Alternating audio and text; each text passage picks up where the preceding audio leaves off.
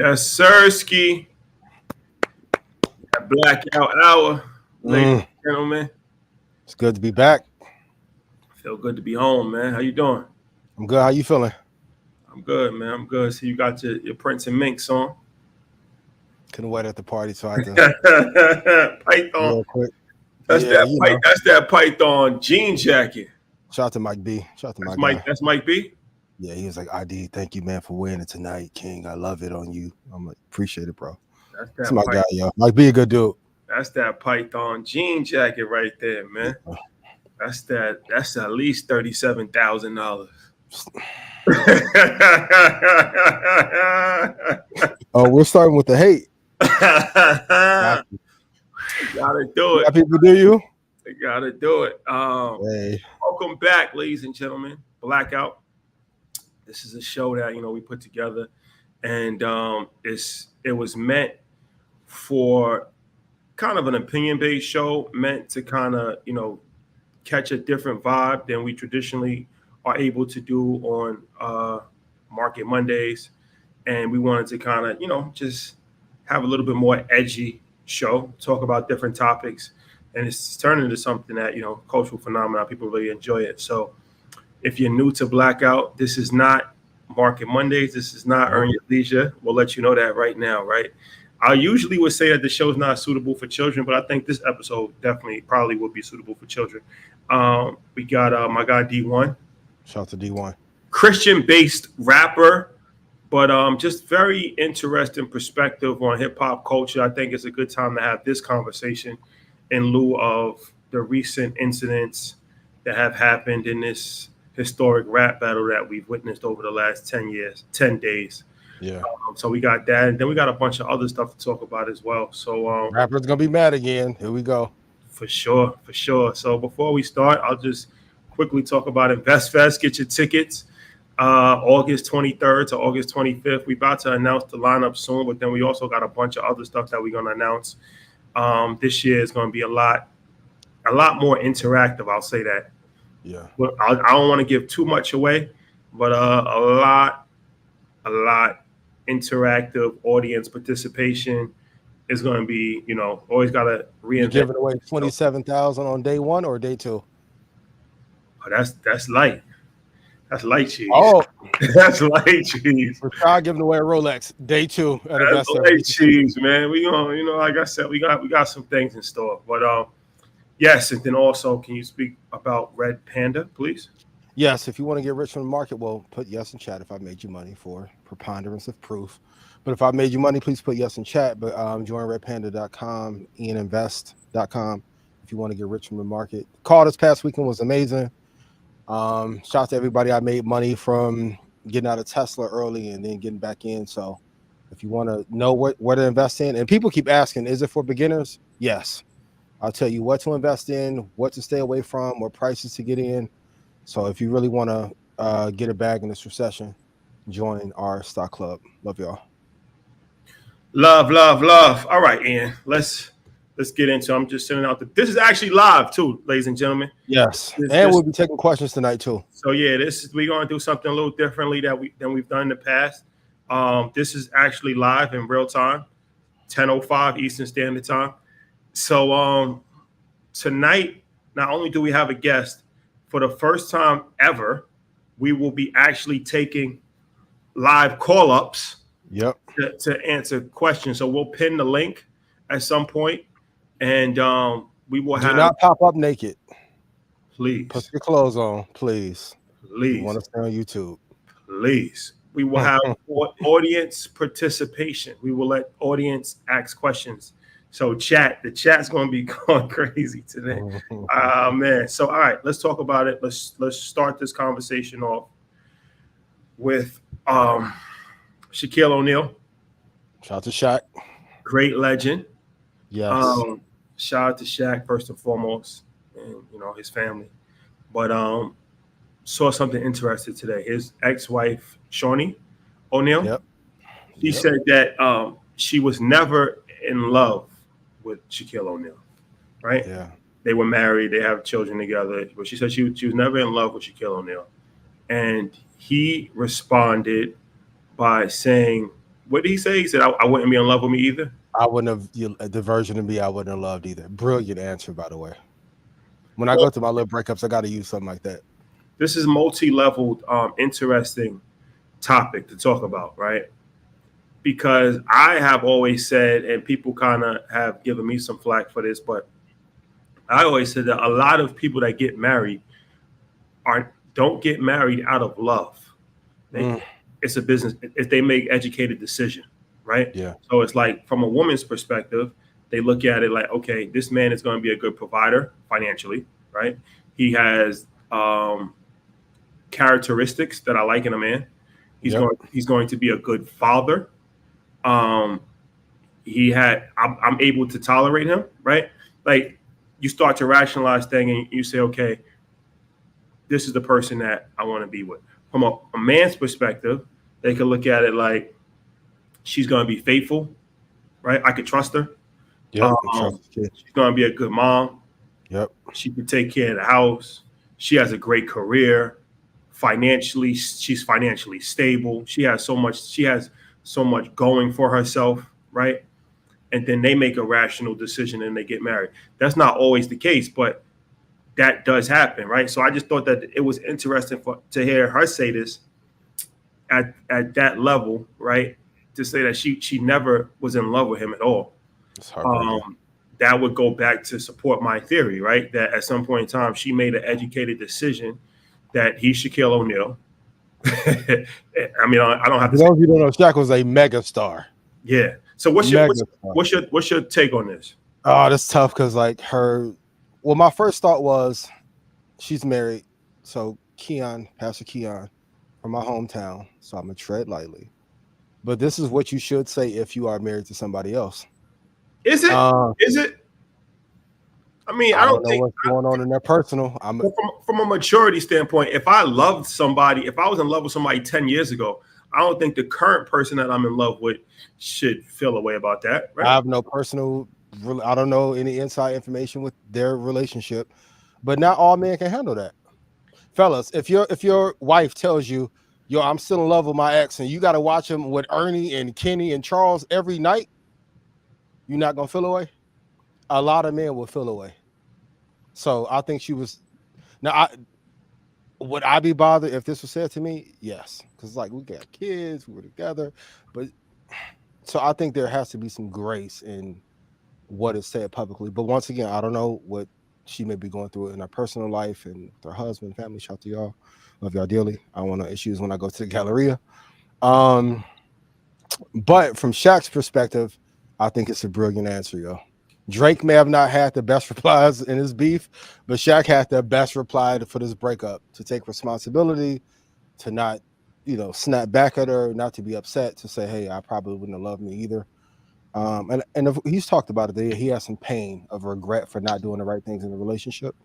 But I think it was in poor taste to say that. But once again, I don't know what's going on in her home situation. So hit the like button and share, ladies and gentlemen. Blackout, we are live. Actually, yes. If this was you, how would you handle it though?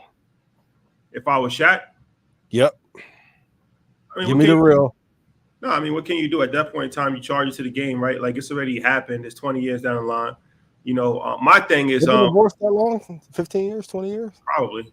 I mean, my thing has always been, I wish you the best. I wish you the best. God bless. When people say that, do they mean it though? That's a kind fuck you. Like, put it in chat. I wish you well, and come on. I wish you well. God bless. God bless you. Hope all is well. I wish you nothing but success, because I just think. But like I said, I think that we have to start having honest conversations about the role of love in marriage, because you could be deeply in love with a drug dealer. That's probably not the best person to choose as your husband, right? Yeah. Or you could be deeply in love with a stripper. That might not be your number one choice. Shouldn't be. Depending if you shout to the ballerinas, but not I.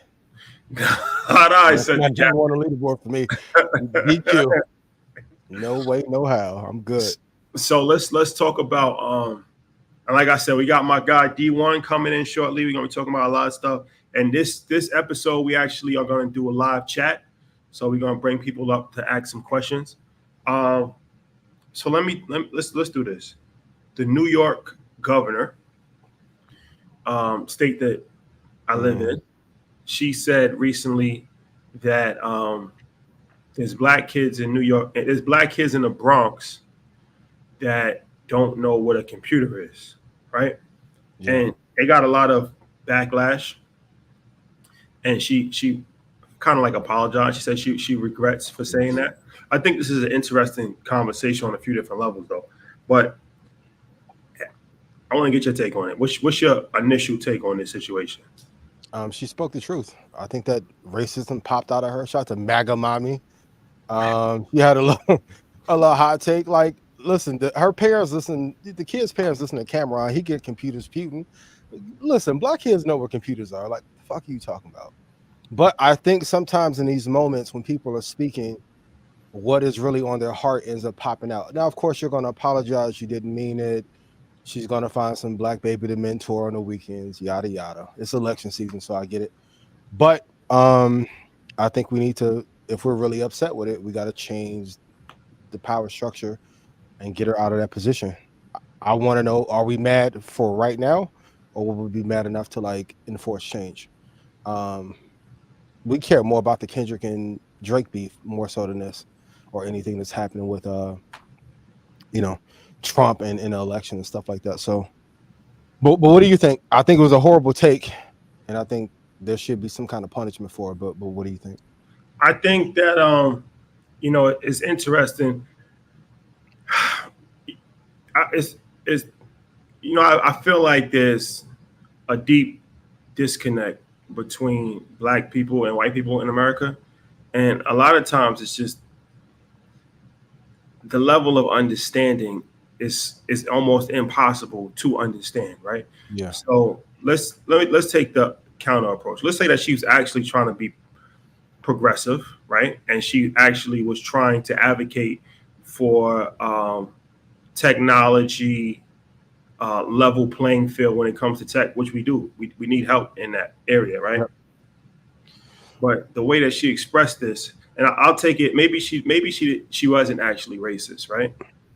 But the way that she expressed this actually speaks to a deeper problem, that white people don't really understand black people, right? Even well-intended white people, right? Yeah. So you say things like, well, there's black kids that don't know what a computer is. This is similar to like people that can't understand police brutality, right? Because like in white neighborhoods, the police has always been like a superhero, right? And they come out on Christmas, they give candy canes. So they can never, it's unbelievable to think that a police officer would falsely put crack on somebody or hit them upside the head or beat somebody senseless. You can't even imagine that could potentially happen, right? Because you've never actually seen it. Yeah. So it's like for her to say like a black kid doesn't know what a computer is. Everybody knows what a computer is. Now they might not have a computer, right? They might not have access to a computer. That's a different conversation. But for her to even say that lets me know that she's completely out of touch as far as what she's speaking about in the community that she's speaking about, right? Yeah. So it's like a lot of these elected officials, a lot of these leaders in business and government, they have no understanding of Black America, right? So when they try to reach out to Black America, it's done from a complete failure, or they get one person that speaks for the entire Black America, and they just like, whatever you want now, we just put the ball in your court, right? And now this person just runs up a bag and gets millions of dollars because they're like the bridge between Black America and corporate, because they don't understand. So yeah. I think that this speaks to the disconnect and lack of understanding for, a majority of white people that, may try to think that they know what's going on, but really have no clue, no idea. Also, too, I don't want to see her get an invite to the cookout or for Juneteenth after she give out the MacBooks. Also, outrage marketing is a really big thing. Her team is capitalizing on this. Well, I'm noticing too, like people will do these like hot takes to get media attention and then walking back, and then their press does a good job of cleaning it up, and now they have national attention. No one was talking about her prior to these statements. So, um, but I definitely I hope she provides computers and resources to the kids. But man, you need to build some relationships with Black people to not say something stupid like that again. Speaking of computers, tomorrow EYL University. It's the last chance. Troy is doing his stock option boot camp, and that will happen 8 o'clock tomorrow, Thursday. 24 hours. We running that sale, Market Monday sale. So on checkout, enter code Market Mondays, and you get a discount. It's the last day that applies before 8 o'clock Eastern Standard Time Thursday. And if you ever been in one of those options classes, that boy really cooks on that. He really Yeah, cooks on that. they've been in zone. So I want to go to another topic, but I want to see if we could bring one caller up maybe before D1 calls. So maybe if we could pin that link, guys, in the chat, Yeah. so we could potentially get one caller up before we bring. But another topic. Well, Ian, I'll let you throw to a topic. I know you have. Yeah. Sean Cotton said that sports betting, hot take, will destroy homes. How crack did in the 1980s. Do you think his statement is misguided, or do you think we're being sent down a bad rabbit hole with this gambling epidemic? Shout out to Prize Picks, DraftKings, whomever. I don't want to ruin no more relationships, but do you think this parlay ESPN bet situation is bad for our community? It's not good. It's not good. I'll tell you that much. Gambling is a losing game, right? And Unless you play it right. I'm gonna take the other side so we don't get attacked. Unless you bet conservatively. Same with trading and investing. I got it. Shout out to prospects. So hypothetically, if you only do a couple bets per year, you could be safe. But I agree. If you no, over for gamble, sure. I'm just saying most people are not professional gamblers, right? facts. Most people are not going to the blackjack table, and they are. And the crazy thing about this, like even in Vegas, right? Like if you are a professional, you can't play in the casino. So unless you know something right there. But from the sports betting aspect, it is an epidemic. It's going crazy, and all these prop bets, like you could bet on anything right now. You could bet, what color socks somebody's going to wear, and we actually just seen somebody get thrown out of the NBA for this, right? So, at what point do you really? What point do you really realize that majority of the people that gamble are going to lose, right? So it's like you could lose $500 or you can lose $50,000. I know degenerate gamblers. Like I've known degenerate gamblers, right? Where it's like you ruin your marriage, you you lose your kids, you lose your job, you can't pay debts, somebody's trying to kill you, you end up in jail. These are real stories, right? That's the most people hopefully aren't going to reach that level, but any level of addiction is still bad, and gambling can definitely be an addiction for sure. So I just feel like right now sports betting is going crazy right now. Casino betting is going crazy. But now you got to be careful because it's like you keep playing this game, and eventually you're gonna lose. And by trying to make up a loss by trying to bet more to win, that's a losing strategy. It's like options. You could do the same thing in stock market. Honestly, it's just like if you just start playing just off of emotions, trying to roll it, then before you know it, you're in a hole. You're down $30,000, and you're trying to figure out what the hell did I do? Yeah, and you double down on Rivian. Apple, what the fuck are y'all doing? Talking about partner. Listen, the iPad commercial came out. They not fucking with it. Apple, y'all Drake right now. Y'all need to call Samsung, Kendrick. Y'all need to figure it out. Can we bring somebody on up? Absolutely. Mike Dolo, what's the deal, my brother? My guy, what's popping? Mike, you got to unmute yourself. Mike Dolo has to unmute himself. 5, 4, 3, Tres, 2, dos, 1. He's not uno. unmuted. Let's Mike Dolo. Yo, what's up, man? What's My going guy, how on? you doing? I'm doing wonderful. My question for a topic, like y'all just talking about gambling. Do y'all think that they will add more casinos in more cities around America? 1,000%. They're gonna add more casinos. Shout out to Nas. They're trying to get the casino in Queens. That'll be the first fully functional casino downstate New York. Yeah. Um, Hove working on one in Times Square too, right? they trying. So they're actually like in competition with each other. That Times Square group and the Queens group. The rap beef never It ends. never stops. Never will it stop. Ether casinos. Come on, That's man. a fact.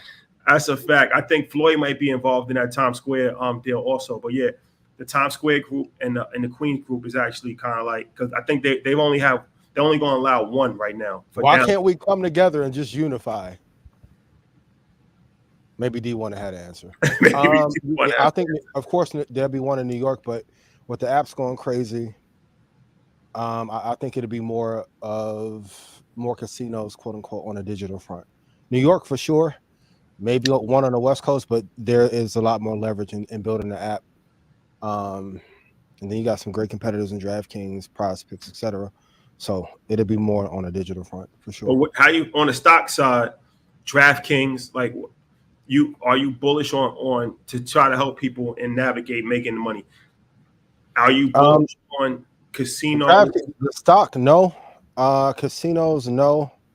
There aren't like A or B tier. Like it'll be like a C tier option, if you will. I am interested to see, like, and we don't have a sponsorship with Prospects, even though I keep mentioning it.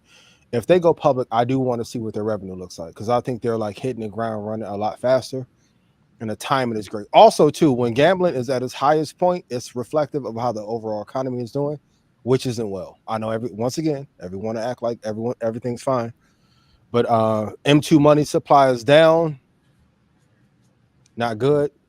A lot of people are hurting, so I think they launched at the right time, and I think they're hitting the ground running. So, but DraftKings I don't like. Let me bring up. What's up, my brother? My brother, what's popping? Can y'all hear me? Yes. How are you? Are you sitting on the floor? Yes, I am. Okay. Indian style or just regular? One more time. Indian style? Crisscross episodes. Oh, you still like how Joe Budden do when we play charades? What was it? Hey, I just wanted to let y'all know, man. I found out about y'all during COVID. I messed with y'all. I've been watching y'all since I was 17 or 18. I'm still watching. I can't wait to meet y'all. Thank you. But I want to know, because like y'all said, a lot of men are weird.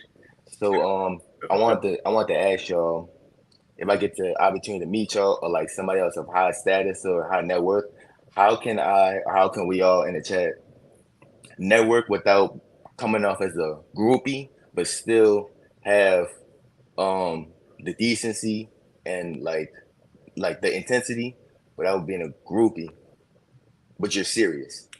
I would like to know both of y'all's strategies. I appreciate the question, because it's a very great good question.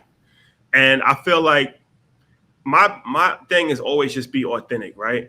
Just be yourself. Like, if however you would approach anybody, just keep it there. But I wouldn't just overextend the conversation. I think that sometimes is a thin line between like having a rapport and then just kind of talking somebody's head off, right? So I would just introduce myself. Hey, I'm Miguel. Everything you just said, I've been watching you guys since the pandemic. XYZ. I'm in college. If I could add any value, if you have an idea, that's my thing. If you have an idea how you can add value, that's better than asking if you can add value. But if you don't have an idea, assuming that you let's say right now you don't have an idea how you can add value, right? Nah, this happened to me actually. So when I first met Don Peebles, Don Peebles, the first time I met him was probably 10 years ago. He was speaking at an event in New York City, and I had read his book. So I went to New York, and I wanted to hear him speak. And then afterwards, they had like a little meet and greet. So I walked up to him, and I introduced myself. I told him, my dad brought me your book, and I'm very inspired by your story. and just look forward to possibly working together someday. And he was polite. He was like, yeah, no, I appreciate it. And he was like, I'm sure I'll see you again. And I saw him again, right? Yeah, But yep. the next time I saw him, it was on a whole different wavelength. But that's a real life story from me. So I just feel like every time you meet somebody, it's not necessarily about doing business with them right there in that moment, right? It's not necessarily about closing the deal right then and there, but it's like, just plant the seed, because if anything, it's a story that you can tell later on. Like, yeah, remember I met you in, Texas. Well, now I'm doing this. Now I got this. Oh yeah, no, that's dope. So that's my 2 cents on it. Okay. For me, well, number one, have good energy. You have that. 2, be genuine. If like, say, for example, InvestFest, I will start 2 months in advance trying to help. So if like Rashad said, if you have an idea, or find ways to help in advance, so by the time we do meet, it's easier to say yes to whatever you want to do. So be genuine, have good energy, figure out how you can help. And a lot of times being helpful is just having good energy and saying, hey, I can help you do XYZ, and executing upon it. Like, I have 100 people a month saying, hey, I want to help you do something. Maybe 2 or 3 a month actually come through and deliver on what they're going to say that they're going to do. So if you do that, you'll be good. Okay. Can I show y'all something? I think it would help this show. What is it? Well, pause. No, it's this. I think y'all should have Michael Sartain on. He goes into dynamics. And I want to show you this book. It's called Evolution of Desire. It's basically how mating. So I just want to show you this book because I know y'all have a lot of time. It's only like I got one more time. No, go ahead. Michael Sartain. Who is that? You actually follow him. I follow you, Troy Millings. T. Roy. Can you see the book? Yes, the Evolution of Desire. I think swag. I gotta add that to my matrix. Okay. Hey, one more thing. Like, there's an actual science about this. I don't want to get women have sex.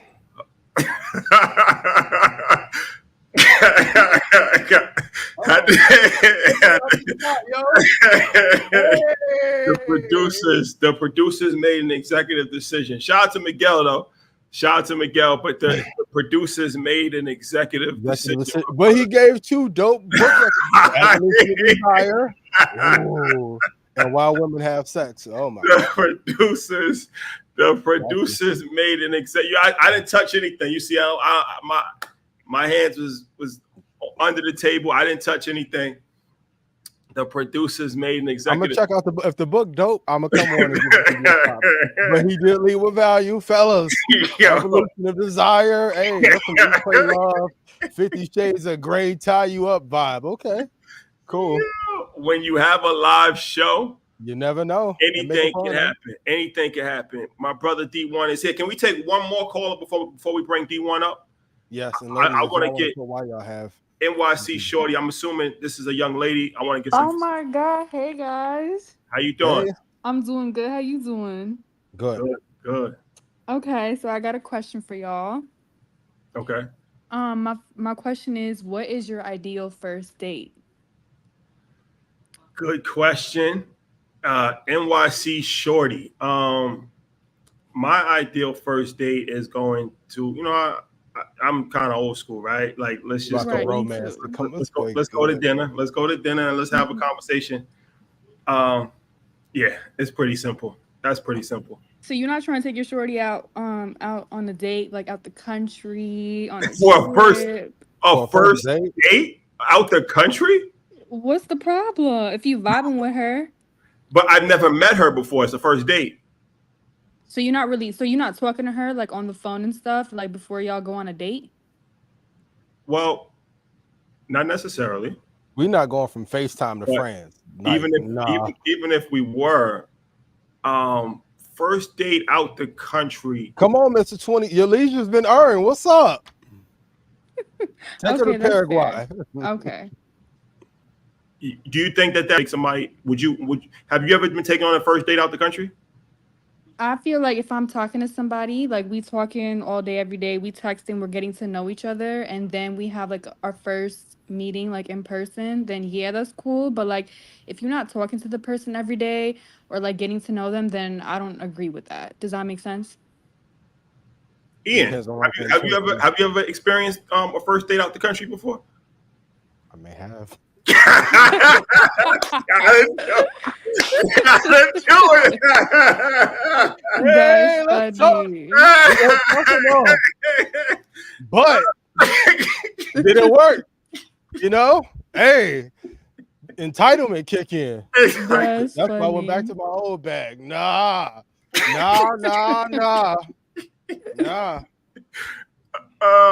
jokes in my 85 South. Those days are over with. Finito. About to play Never Have I Ever again. Mm-hmm. I was on my light skin shit that time. No, I'm Zulu at heart, dark skin. It's just a little skin. No. Oh cool. Man. Thank you for your question. Thank you. And I just want. Oh damn! You gotta let it finish, guys. We gotta let. Yeah. What you about to say? Oh, I was just about to say, like, I appreciate you guys for doing this show. It's really lit. It is fun. It's entertaining. So keep doing y'all thing, okay? I appreciate you. Thank you. I appreciate you guys. If you want somebody to take you on a date, are you qualified to fly yourself out?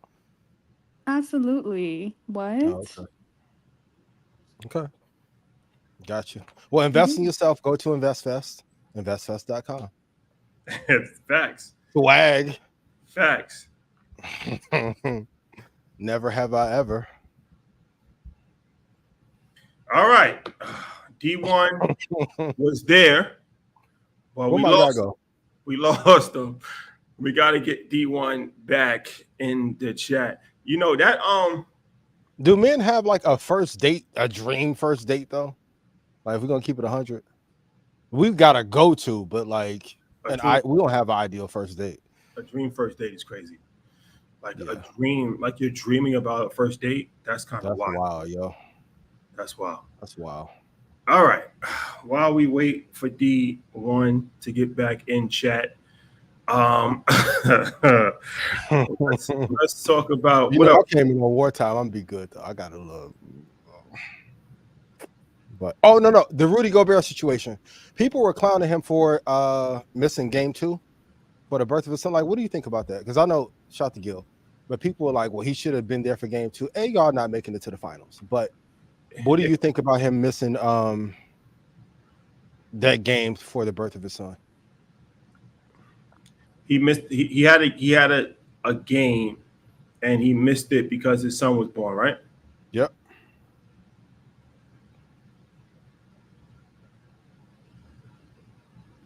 You want me to take it? You know, it's one of these things. It's understandable. It's understandable, but Rudy Gobert is not Anthony Edwards, yo. He's not Anthony Edwards. It's understandable. I could see it both ways. If we in war, it's like, yo, you got this is it. Like Michael Jordan, Kobe Bryant, I don't think would have missed the game. But you can only see the birth of your child one time, right? One time. Yeah. But you can also see the birth of your child and get back to playing. But let's bring my brother D1 up, please. What's up, my brother? D1, you hear me? My brother, how you doing? Mic check. Yeah, we can hear you. I can't hear y'all fellas. I see y'all brothers though. Great to see y'all, but I can't hear anything. You can't hear? That's crazy. Check your is your speaker on? Let's see. Nope. Not at all. That's crazy. Hold on. Maybe log out and come back. I got a backup plan. Backup plan coming right now. Hold on. Backup plan on the way. You always gotta have a backup, right? Let's see. We gotta have the plan B perspective. This is live, ladies and gentlemen. Hit the like button and share. All right. First date out the country. There we are. I'm gonna break. Oh. All right. This one? There we go. What's up, my brother? How you doing? I'm doing great. I'm doing great. I don't have as cool of a background now. I had the bricks before, but you know. No, you good. You shining. You looking good, man. I'm glad you're here. It's all Man, good. this exciting, man. I looked like y'all were having a good convo before I hopped on, but I couldn't hear any audio. What y'all was talking about, marriage? Well, a young lady came on and she asked us the question, what do we think an appropriate first date is? So, I said a restaurant, and she replied that you don't think an appropriate first date is to take somebody out the country? Nah. Man, tell that lady to catch up with her gang, man. Get out of here, man. She trying to go viral. Catch up with your gang. Run faster. Oh, man. Let me do a proper introduction. D1, do you categorize yourself as a Christian rapper? Bro, I just categorize myself as just a dude on this earth, man, trying to do God's work. And it's crazy. You know, you got people who have a surface level relationship with hip hop, and they'll look at it and be like, well, this dude, he not afraid to express his faith and he rap about God. I love God more than I love hip hop, and I love God more than I love anybody else. So that makes some people be like, well, he got to be a Christian rapper. But honestly, brother, before I even started rapping, I was the same dude. I'm just trying to make an impact while I'm down here, you know? So you've been causing a lot of waves in hip hop. Absolutely. Over the last year. You the other hip hop boogeyman. Yeah, so you and Kendrick, yo. You've been calling out the system, right? I like to say that the system about some truths that we have to face as far as misogyny, violence, drugs, and just the culture in general, right? And just kind of asking hard questions about, the culture and are we doing the most productive thing? And I think that a lot of people can actually appreciate what you have brought to the table. So first and foremost, want to say thank you for joining us. Appreciate it. Appreciate y'all, man. Thank y'all, man. Yeah, this about to be one of them ones. So for everybody watching, get your popcorn. I know the basketball games is on right now. I'm a basketball fan, but get your popcorn. This is must-see TV, man. That's a fact. And what's crazy is that when I DM'd you, it's hard to see all of this. I don't see everybody, but you actually had reached out at InvestFest, like I think 2 years ago, right? 2 years ago. So you be having like a whole pack of like 100 people following you when you be walking through the hallways. So I had ran into you, you heard me, for like 30 seconds. And I was like, Rashad, I'm D1, brother. I'm from New Orleans. I'm about to be at Harvard University teaching, you heard me, in the fall, teaching on hip hop. I said, I'm an artist. I got a ton of albums out, but and it was one of them 10-second encounters. So I was like, I'm gonna DM you. So no disrespect taken, bro. I know how that is because that's how I be at all my shows. So yeah, we met. That's when we met technically, and we met backstage at my man Paul and Ryan at No, I remember that Greenwood. Yeah. I remember that. But everything happens in full circle. So now we here. So I want to start with the topic of the day, right? This Kendrick Lamar and Drake, but I want to attack it from a different angle. We've talked about the hip hop, but now there's been a turn in this situation, and I want to preface this by saying that I don't know all the information, right? But a few things have happened, right? I believe The Weeknd, somebody from the Weeknd's manager's assistant, he got shot, and then somebody shot Drake's security guard. He's actually in critical condition, I believe. Prayers up to all of them. And then somebody vandalized Drake's store in London and put "They Not Like Us" in graffiti. And then today it came out that somebody tried to break into Drake's home. So 4 incidents have happened over the course of a week. Like I said, I don't know the details of it, but I don't think it's a coincidence that this is all happening in the same energy as the rap situation, right? So, okay, what is your take on this situation? Man, you cannot micromanage beef. People in the culture want to egg this beef on and get excited behind it. And I'm seeing, visionaries turn into cheerleaders over the past few weeks. People just turned into cheerleaders. Who's up in the beef? And everybody want to get hyped behind it. Man, is y'all from the streets or not, man? Like, people, you cannot micromanage when people start beefing and when egos get involved and when fanatical fans who want to earn a stripe on behalf of their favorite artist, or crews get involved. Bro, you can't micromanage it. So when I see the whole culture getting hyped behind the beef and hyped behind the diss records and all that, and make fun of J. Cole for wanting to bow out of it and all this, I'm just like, man, this ain't gonna be good. And I take the backlash from people. Oh, he just always trying to ruin our fun. That's what people say. Ruin our fun.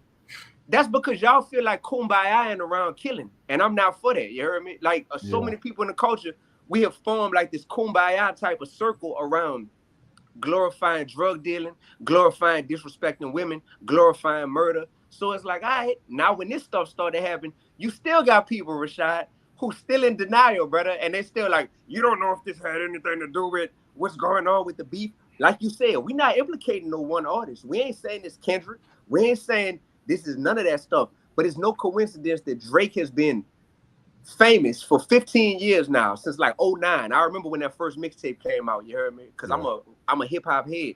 So it's no coincidence that this is when all this stuff is happening. It's no coincidence that the name of Kendrick's song, They Not Like Us, is what a fan, I'm sure it was a fan in London, chooses to spray paint on the OVO store. That's who it be though, man. It be the people that you ain't even in this, but you just so, lost in the sauce that you want to jump in and get overzealous, man. And so we as artists have to know that we have that type of power. I got people that's willing to go that hard behind me. And I know as D1, I'm up there, but I'm not up there. You know what I'm saying? And so imagine what people willing to do behind them, bro. But let me, Ian, before you, Mike, can we play this? I want to play a video. Can we cue a video, Mike? Because my son has said something interesting. I don't know if you saw it. Here we go. Football teams, when they go to the Super Bowl, and at the end of the Super Bowl, somebody gets shot because their team lost. Does anyone blame the baseball teams where the Yankees is playing Boston, and if you lose in Boston, somebody might get shot and killed because the fan is irate and he angry because they lost, and it's always violence and all those things happening? Does anyone blame the players for that? Right? If the fans are too invested, do you blame the players who are competing at the highest level because they have a competitive nature? Hip hop has always been competition. It was jams in the parks. You battled ciphers. There are hip hop battles every day. URL battles every day where people sit face to face and they talk about each other's mothers, they talk about each other's kids, they say all type of shit. Nobody gets killed, nobody gets shot. We cannot blame hip-hop competition, right? The competition of hip-hop that people have every day, right? That on if something turns out negative all the time. Only thing that we can control is the two people and the people that their entourages. This is what we're trying to teach emotional intelligence. We want to show in hip hop that there can be competition. The reality is in life, everybody doesn't like each other. There's going to be difference. There's going to be conflict.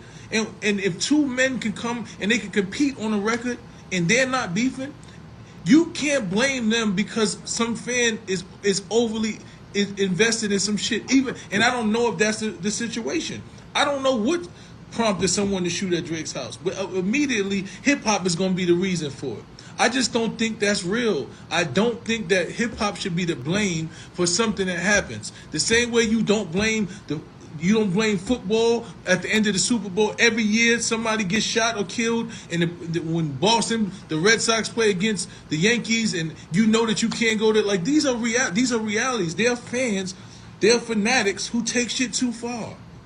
These are realities that come with this sport. So why do you blame hip hop artists, two creative artists who love the competition that they involved in? Why do you blame them for what's happening in some other shit? It's not fair. It's just not fair. All right, that was hard to watch, man. But let me say this. Before I want both of you guys take on it. And shout out to my son. That's my guy. That's my guy. Yeah, I rock with Mike. He brings up a good point though, right? Because these sporting events not always, but these sporting events have turned violent, right? Where especially soccer fans, they go crazy. And I've never heard the criticism or the blame get put on the Super Bowl, the NCAA tournament, FIFA. I just haven't heard it, right? So I never thought about it like that, but when he said it, it is an interesting discussion piece. So I want you guys to talk about this. Go Can ahead. I go real quick? Yeah. Let me read off some names: Nipsey Hussle, Pop Smoke, Houdini, King Von, Mo3, Young Dolph, Drakeo, Trouble, P&B Rock, Takeoff. I never heard of Kyrie hitting the game winner. And But that's somebody not. getting But those everybody that you named, that wasn't rap beef. That wasn't a rap beef though. Like a Nipsey lot of Hussle, it was rap Nipsey Hussle beef. didn't get killed over a rap beef. That was street politics, right? Okay. A lot of this stuff is more permanent. Takeoff was. But I'm just saying directly related to a rap beef. This rap beef, right? How many incidents have you heard of Liverpool winning a match and then somebody got gunned down with an AR? I rock with mice. I love mice. I think it's a reach. There is a correlation between the music, and I know D1, I feel like you. Rick Ross, I rock with you. Joe Budden, I love you. Don't mention me. But we have to be honest and say that the culture does cause killing, and the real big three is Universal, Sony, who has profited off of this. Let me ask you a question. If every time we had a Market Monday, somebody got gunned down, how many venues would allow us to have Market Mondays in their city? None. If the labels are getting insurance money off of these deaths, go to Wikipedia, see how many rappers have died, and tell me how many labels have sent the masters back to the mother. Afeni had to fight for 5 fucking years to get Pac's masters back after he got killed. Come on, like, what are we talking about? Yeah. I know rappers, y'all want to defend it, and hip hop originally was born off of unity, not that competition bullshit everybody be saying.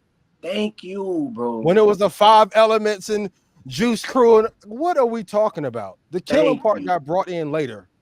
Thank The beat you, part bro. got brought in later. But D, I'll let you take it. Yeah, Bro. take. Lord, take the wheel right now, because I got so much I want. First of all, I love my song too. I went up underneath that post. I said, I love you, brother, but you can't be serious right now. That's what I said underneath his Instagram post, that same one you just played. I started out, I love you, brother, and you know I love you, but you can't be serious right now. Bro, we duck and dodge accountability inside of hip hop. I'm talking about more than anything I have ever seen in life, to where we want to overtly, blatantly be able to have lyrics that are glorifying murder, that are saying you a dead man, saying your show in Oakland might be your last show. You know what I'm saying? Saying I got partners I can give a bag and you'll be done with, in so many ways. We want to be able to say this stuff, but then run behind. I'm just talking about what I seen growing up in the hood. I'm just talking about, that's just my environment. Man, shut up, man. And I ain't talking about my son shut up when I said it. I'm saying, man, to all the rappers that be trying to, like, bro, I just didn't heard the same regurgitated excuses over and over where people trying to make fun of, like make this stuff okay, man. I'm on the Breakfast Club and they sitting here like, well, brother, it's a difference between narration and glorification. You hear me? I come from the Ninth Ward, the east side of New Orleans, so I could definitely narrate seeing the street life, being adjacent to it. You hear me? Glorifying it though is a whole different thing, to where I'm talking like I'm making this stuff seem sexy, and I'm talking like I'm about this life in first person, or I'm directly threatening, not to cut you off. Like, there were some threats in both of those records. Come on, man. So things can go left real fast, bro. So when my son says something like that in that video, I'm just like, bro, which one of these rappers are you cool with that you trying to get a feature from, dog? Like, oh, that's, come on. Like, what is it, bro? I'm like, my son, you can't believe that, bro, because when they playing a football game, they aren't putting lyrics out there. You know what I'm saying? They aren't overtly having a message in their music that is giving people the soundtrack for a certain lifestyle. So what we talking about is nobody ain't getting killed after listening to Kirk Franklin. You heard me? Nobody ain't getting killed after listening to D1. Nobody ain't getting killed after going and listen to Crank That Soldier Boy. You know what I mean? Like, there's a whole brand of hip hop that multiple artists that we all love have been making for a long time that doesn't end up being the soundtrack to egg somebody on to want to go and do that, man. And like, it's 50 years of hip hop, man. It's time to throw the whole culture away and rebuild it from scratch, and only keep the parts that are healthy, because there's a lot of unhealthy. That's a hot take, yo. when you say throw the whole culture away, what you mean by that? What do you mean? What I mean is nobody on this show right now can tell me what hip hop culture is and what it isn't. We don't even have no standards for what's considered. That's part of our culture. But that right there, that ain't part of our culture. My booty hole brown, my other hole pink and green and yellow, that's part of the hip hop culture. But at the same time, Rhapsody and Lauryn Hill, that's part of the culture. I'm gonna kill you. I'm gonna put a bag on your head. That's part of hip hop culture. But man, I hope that you could turn your life around and get out of jail and be a productive citizen in this world. Yeah. That's part of the culture. Graduate from college, that's part of the culture. But you know, the total opposite. Like, man, F school, and F everything. I'm finna rob you for the same money that he gonna work hard for. It's all part of the culture. It don't make sense. So throw it all away and rebuild it and say, let's keep what's healthy and productive for us as a people, but let's throw away the toxic stuff. But y'all ain't ready for that comment. Do you think if labels had to give up the masters, the life insurance, and $1 million to the family after a rapper dies, do you think it would cut the deaths in the industry in half? Brother, it would cut the deaths in the industry in by 80%, because labels would now get artists mental health services. They would make it mandatory that artists got to go to therapy. They would make it to where there are teams around the artists that are meant to subdue any issues that they see rising up instead of egging that stuff on. You got a lot of managers right now who they really need to be the ones put in jail, because they saw these younger artists who they're managing. They saw these artists getting hooked on pills. They saw these artists packing that iron, you heard me? It's only a ticking time bomb for these artists, but the manager just think about his 20% commission.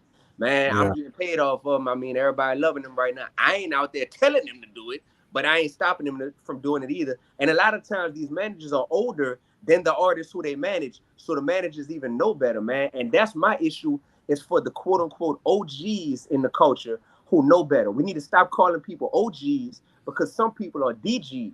A DG is a disappointing grown-up, you hear me?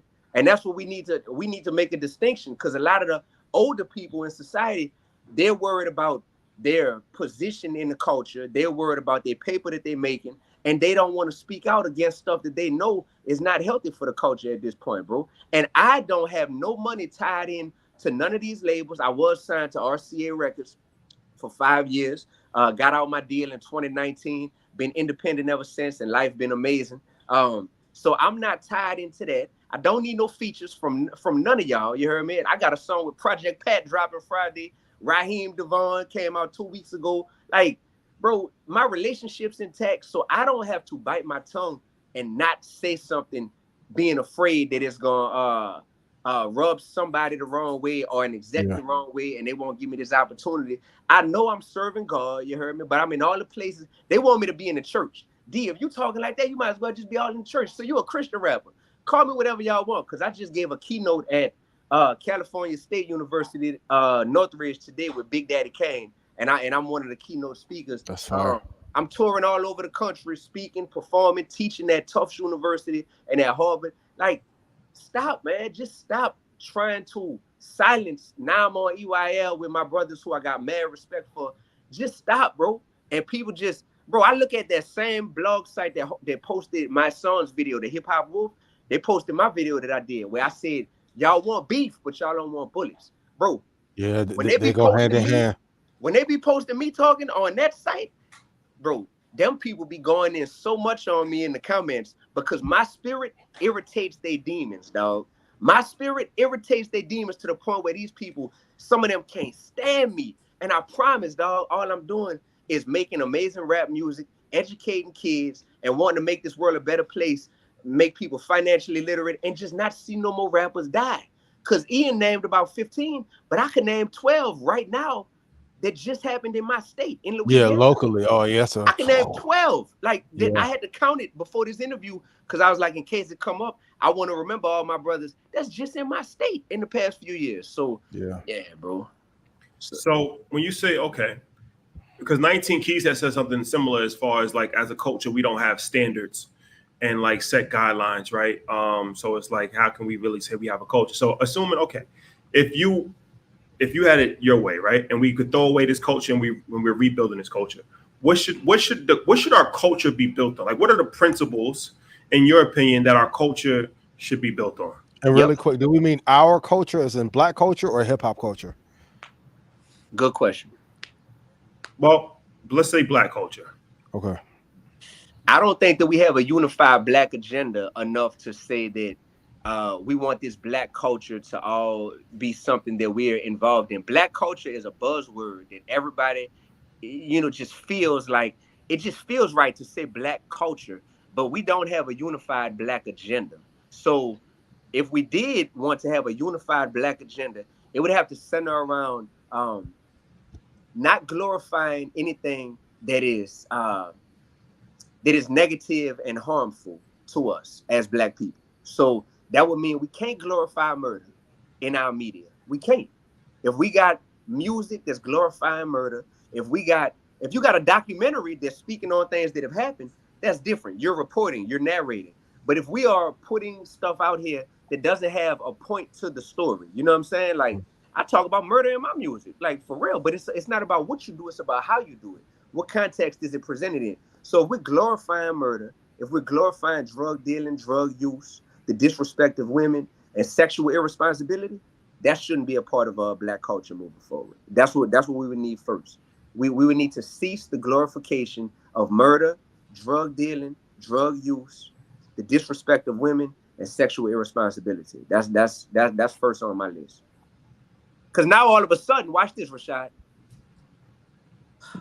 Now all of a sudden, you don't have young, impressionable minds that are looking at this stuff that shouldn't be right in anyone's book, but looking at it like, well, the way it's being presented with that beat underneath and with so many people kumbayaing to it and chanting it and singing it, I mean, maybe that is something that ain't that bad, because that's what happens when a young, impressionable mind like myself, growing up in New Orleans, I'm listening to the Hot Boys. I'm listening to No Limit. And I'm listening and I'm like, word, all right, next thing you know, I got the whole soundtrack to go and murder somebody memorized in my little 11-year-old brain. And now I've become numb and desensitized. Well, actually, so you remember that song, Made Crack Like This? That was the intro on Ghetto Dope, the album, yeah. But they actually taught you how to make crack. It literally instructed you on how to make crack, brother. That's a fact. My city produced that. You heard? And I got music with Master P, and I got a relationship with Master P. But my city produced that, so I'm a product of that type of stuff, man. And what's real gangster, if we want to talk about OGs, what's really gangster is when you can say, hey, culture, hey, black people who I say I love so much. 30 years ago, I was putting this type of message out there, and I was going multi-platinum off of this type of message. I want to now denounce what I formerly championed. You know what I'm saying? That's a big move right there, my brother. That's gangster. That's the definition of gangster. But what we see all too often is whatever people were putting out. Like let's take Jeezy for example. Come on, man. Jeezy, everybody know, because I could tell we all grew up in the culture heavy. Everybody know that Thug Motivation 101, that became that immortalized Jeezy. That immortalized Jeezy in hip hop culture to where it was like, oh, you a legend after just your first album, brother. Don't mention 102, don't mention the recession, Came Back the Snowman, all this stuff. So what happens is we will make you a legend in our culture, and it's like a legend at what? A legend at how to make crack, a legend at teaching people how to sell dope real well. Like that's what our culture does. And then people hide behind this quote unquote legend status, and they get to the point where they're like, well, if you tell me anything, you hating, because clearly I'm a legend to 90% of our culture. So the little 10% that want to say, oh, I need to rethink what it is I'm glorifying or putting out there, y'all are considered haters because now you're the minority. Bro, we got a culture that has done this, and slowly but surely the system, you heard me, they inundated us with this music. They put the marketing dollars behind the music. I was signed to RCA. Bro, when I asked them what my marketing budget was going to be for my album, and them people told me maybe 20,000. Bro, that's the day I knew I can't be signed to these people no more, because my recording budget is 100,000.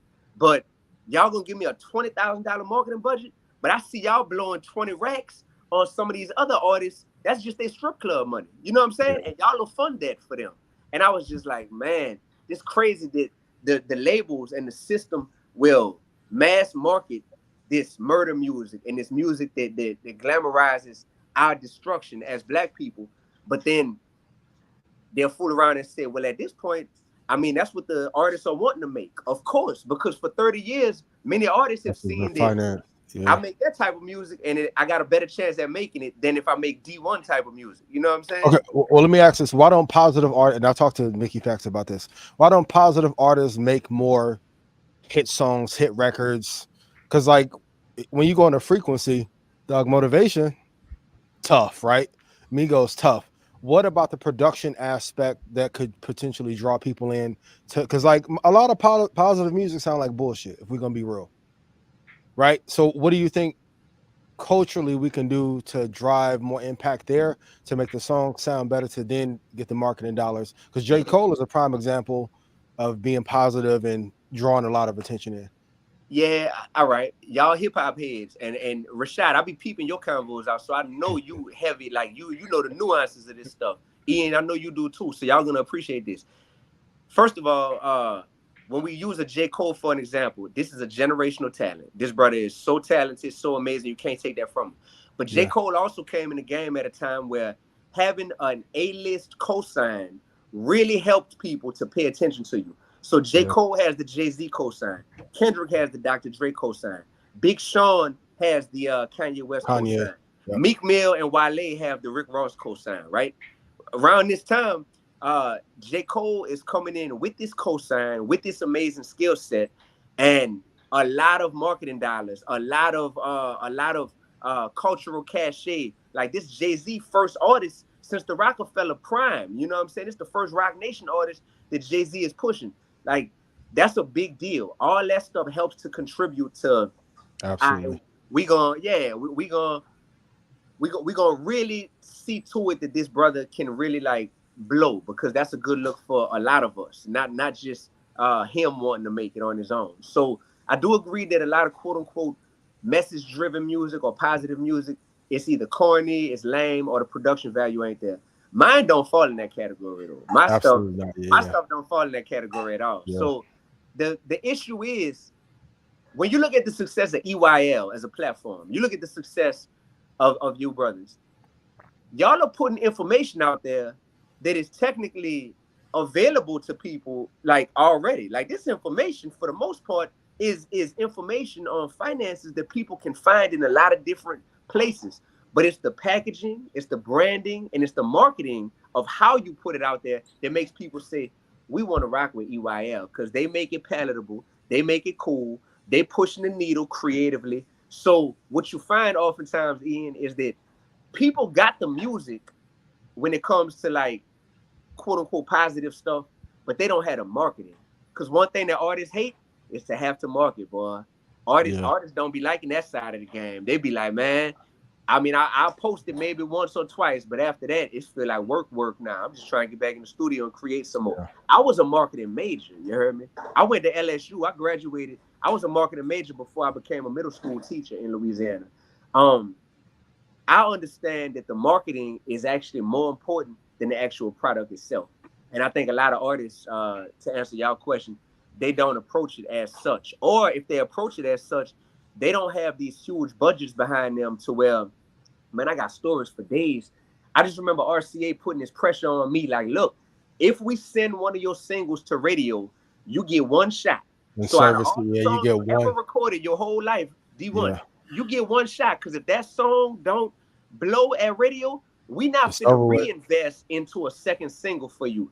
And God, dog, I mean, I know y'all done been to the casino before. Boy, that's like saying I get one roll, you heard me? I get one roll, and I gotta cash out on this thing. And man, that's tough, man. And that's the position a lot of people be in.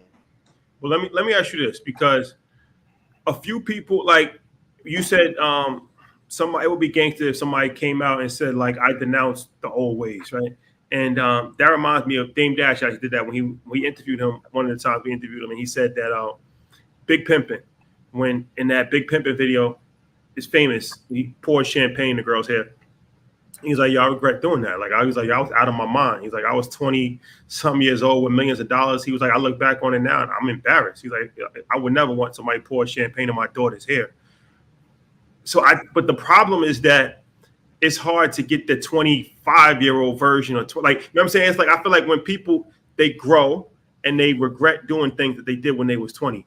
But the damage is already done when they were 20, right? So how do we change the mind of the 25-year-old, of the 19-year-old, of somebody that's in that moment right now to try to help them understand what they're doing and the consequences that they are potentially having?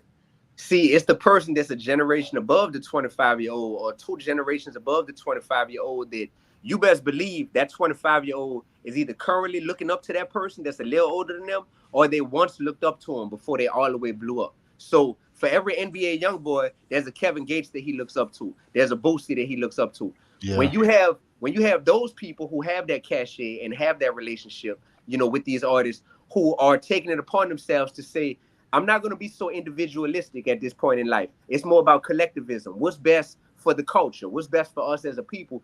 Then now you got these elders that are just a little older than the 25-year-old that take it upon themselves to mentor them and to be in their ear. And you best believe that if somebody who I value a whole lot is in my ear telling me, D1, I'm proud of you, brother. I see what you're doing. But come here, man.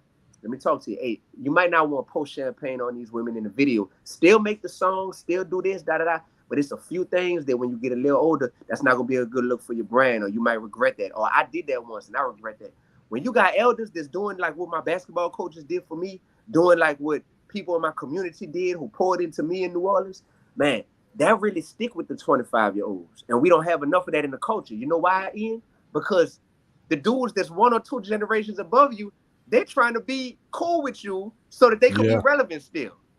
So we got the OGs that they're not secure enough in they place to where they're willing to have them uncomfortable conversations with the 25-year-olds. That's what it's gonna take, bro. I know that Rashad could look at people that's like, I see you, young brother. You're talking financial literacy, you're online, you're doing this, and you're a little younger than me. I see all the great things you're doing, but I see some stuff you could be doing better. There might be a blind spot for you right now. And he'll pull that person to the side. Rashad, you want to say something? Nah, it's a fact. It is a fact. We're going to chill. We're going to chill. So, yeah, you got a question? Is it hard for you to, and I've had this conversation with everybody, but is it hard for you to fight, quote unquote, the good fight and be positive? And on your days when you feel like it's not worth it, like what do you do to stay in the fight and not give up?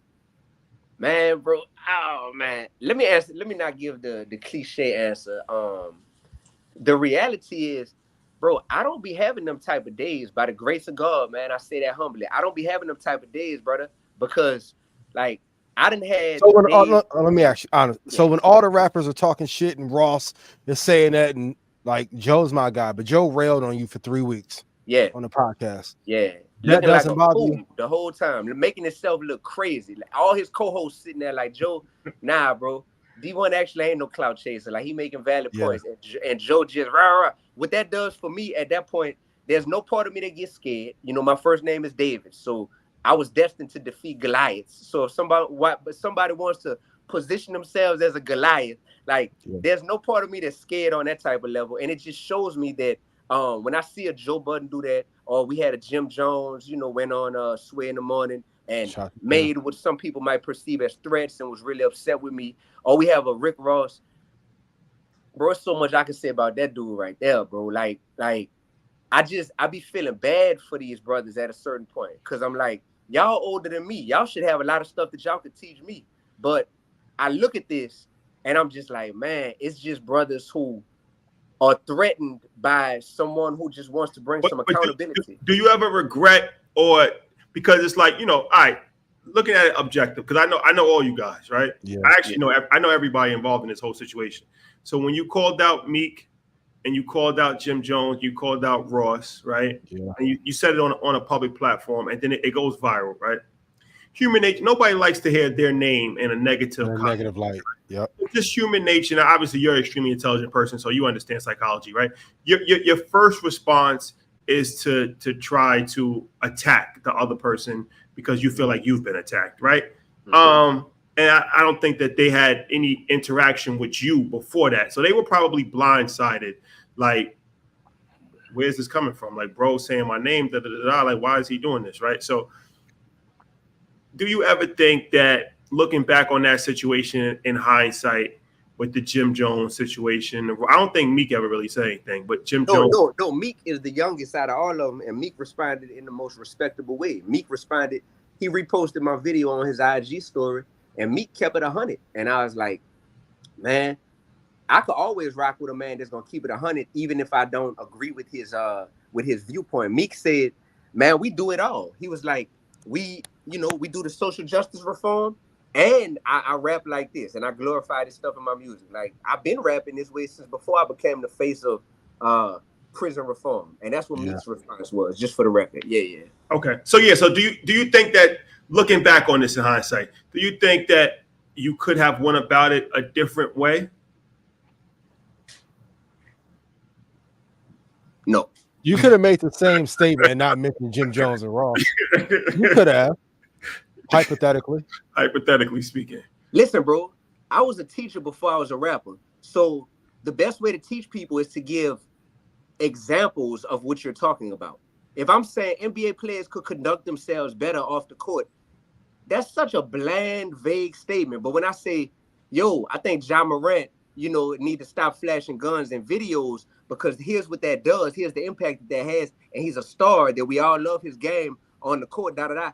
It's like, oh, this is tangible. So that's all that is, bro. People want to be able to put out messages publicly, but not have anyone comment on them publicly. That sounds crazy to me, brother. Like, all I did was say, I mean, Ross, you almost 50 years old, brother.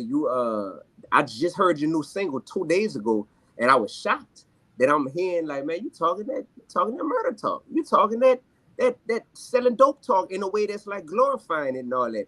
And if you notice the response, like Ross in particular, more so than anybody, the response was clear deflection. The response was, I give away turkeys at Thanksgiving. You got a basket on your head, boy. Who is you talking to me? You look like a fake roster. This was the response. Just a whole bunch of deflection. You know what I'm saying? When it's like, bro, Ross, you wouldn't even be Rick Ross right now if you wouldn't have took somebody else's image, if you wouldn't have glorified stuff that is detrimental to our community, like murder, like selling dope. If you would have had to take the D1 route, you wouldn't even be where you are now. So don't try to belittle where I'm at in the game, because I got here taking a righteous path. You feel me? Like, that's the conversations that cats don't be wanting to have. They just want to try to belittle you for having an opinion. But like, and with a Joe Budden, same thing, brother. I didn't talk about Joe Budden, but Joe Budden got so bothered by my comments that he just felt like, it's like, dog, my spirit is irritating your demons. Like, that's what's happening, bro. You bringing me up 3 weeks in a row on your show saying I'm a mother effing Christian thorn in your side. That's what you're telling me. It's just like, all right, brother, I never talk about a man, but be willing to be unwilling to speak to that man. So that's my thing. Communication is going to lead to unification. And I think what y'all are getting at is, D, couldn't you have gone about it without saying nobody's names? And it's like, here we go, man. A whole bunch of, we want the most negative, overtly unhealthy things for our culture to be put out there, mass marketed and made popular. But then we want anybody that feel different, you heard me, who got a platform, to be like, but if you say something about it, don't be specific. Like, just talk vague and general, da-da-da. I wouldn't be on this platform right now if I wouldn't have said that. And that's no disrespect to y'all, but I'm going to keep it 1,000 since I'm on here with y'all. I don't think I'll be on this platform. You know what I'm saying? Like, it's something about, we want to try to micromanage the people that's trying to do something righteous, but the people that's on a whole nother path, man, we ain't never telling them nothing. We want to party with them. We want to be friends with them. We want to turn up with them. And then it's like, we want to have this dividing line to where y'all never coexist with each other, because that could get contentious. You know what I'm saying? That could get like that could get weird right there. Man, look, if somebody really a gangster in this culture, if somebody really a boss in this culture, then instead of every interview asking me about Meek Mill, asking me about Rick Ross, asking me about Joe Budden, asking me about Jim Jones, won't somebody hook us up? If y'all really want to. Have you not? I thought you spoke to Jim. You didn't speak to Jim? Man, if I'm gonna keep it Jim wasn't 100, going bro, for it, yo. me and Jim, we got linked on a group text and we text each other, and I sent him a personal video expressing my heart to him about the whole situation because I have no ill will towards him as a man. And he responded to the video with a text, and we were supposed to talk, and I was supposed to come to Harlem. I was gonna meet him on home turf and just come kick it, brother. Like man to man, I'm cool with that, you know. And that never materialized. So I'm hoping that like that phone call happens, or when I went did Breakfast Club, I hit him and told him I'm in New York, brother. So if you're around, and he ain't respond, so I linked up with Styles P instead. You know what I mean? Me and Styles had a amazing. That's a real OG right there in the culture. Yes, that's my guy. Yeah.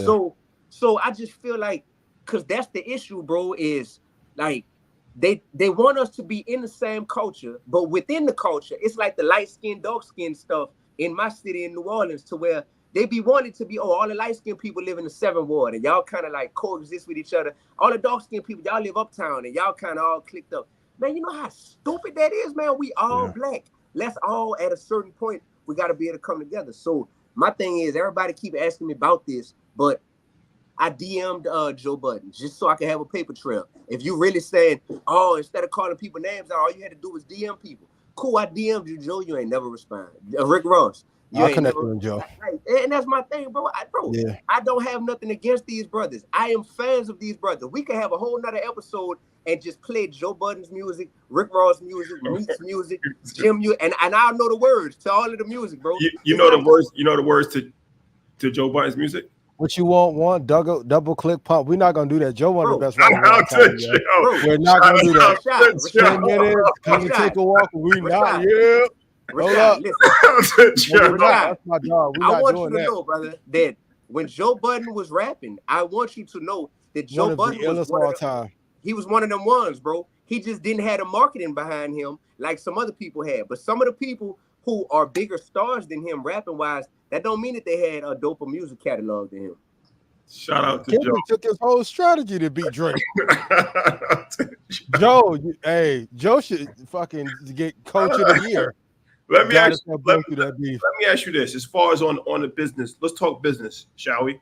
So you have an interesting business model, right? Where I think it's similar to La Russell, where it's like the fans can pay whatever they want. Is that correct? That's very correct. You know him? Yeah, me and La Russell cool. Okay. So was that inspired by him, or you already had that kind of model in place already? No, man. Nipsey Hussle, man. God bless the dead. When Proud to Pay campaign? When Nip came, I got goosebumps on my arm just not even saying that, bro. Like when Nip came out, I think that had to be 2013, because that's around the time I first got signed to RCA, you heard me? And when I seen Nip doing that, and I'm like, nah, man, we giving our mixtapes out for free. Like, and I knew Nip, you know what I'm saying? Like I did a speaking engagement with Nip before. Got pictures in the clothing store with him.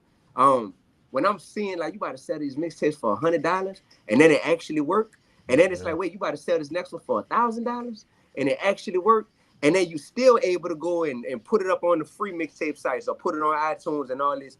That just made me think out the box, you know. But although I was thinking out the box, I was signed to a major label, so I didn't have the freedom to create my own business model at the time, you know. So at this point, shout out to La Russell, man. Shout out to that. He know what it is with us, man. Like we really, really respect one another, man. And we've had a show together in Chicago, so we got to really kick it, see each other on stage. And I just said, I was like, dang, bro, my fans, they connect with my art and my heart. So I'm like, you can't quantify that with 1/3 of a penny, which is what we get for a Spotify stream. You can't quantify the impact that my music be having on my fans with the current business model. So I was like, well, if I give them the ability to name their own price, you know, you never know what's gonna happen. So the first album that I did with that, I started seeing people pay $100 a piece for the album. I see some people paying $50. I see some people paying $20. I see some paying $10. I see some paying $500 for the album. And I'm sitting here like, yo, this is about to make me cry as an artist, because I'm just like, man, like I finally took the limitations off of myself, and I realized Sway pulled me in the hallway after I did his show. He was like, D, don't ever forget you're not running the same race as these other artists. He said you can't quantify what you do in a stream. So don't look at I'm getting less streams than this other artist. That must mean I'm not as big as them or not as good as them. When I'm changing people's lives and making impact like that. So all I did was take the ceiling off of my business model and allow fans to name their own price. I mean, my last album, From the Hood to Harvard, that I put out, man, I know y'all know Trap. My man Wall Street Trapper paid $1,000 for the album the day it dropped. You heard me? I got, and he ain't the only one who paid a G for it though. I had people just blowing my mind, naming their own price, and I'm looking at Snoop talking about, and I respect Snoop. I know Snoop. I'm looking at Snoop saying, man, I made $45,000 off of like 1 billion streams. Like something ain't right, you know? And I'm thinking in my head, like, man, I got way less than 1 billion streams, but shoot, I done seen more than that by just creating my own business model. You know what I mean? Format. So that's been great. But what I do is I still put it on the streaming platforms too, because the streaming platforms are valuable for new discovery. If a new person is watching this right now and they like, I like what the daddy talking about, I want to go check D1 out. They might not be ready to go name their own price for my album yet on my website, d1music.com, but they probably will say, I'm gonna go Apple Music him right quick. I'm gonna go look him up on Spotify and see what it's hitting for. So I put my music out on my own platform, but then also on the DSPs. For the people who want to get signed from your experience with RCA, if you can do it over again, what would you do different being a signed artist to get more success? Because regardless if people are independent or not, there's still some people who always want to be signed. What would you do differently that could have made your career turn out differently? I think that when you get signed to a major label, your team, your personal team, has to be really tight and really strong, because now y'all have an extra task on y'all hands, and that task is to be in touch with the label and keep the label excited about you. Because as soon as you get signed, you fall to the bottom of the label's totem pole because they got all these other big stars that's currently on their label. So I made it to the top of the independent totem pole in Louisiana.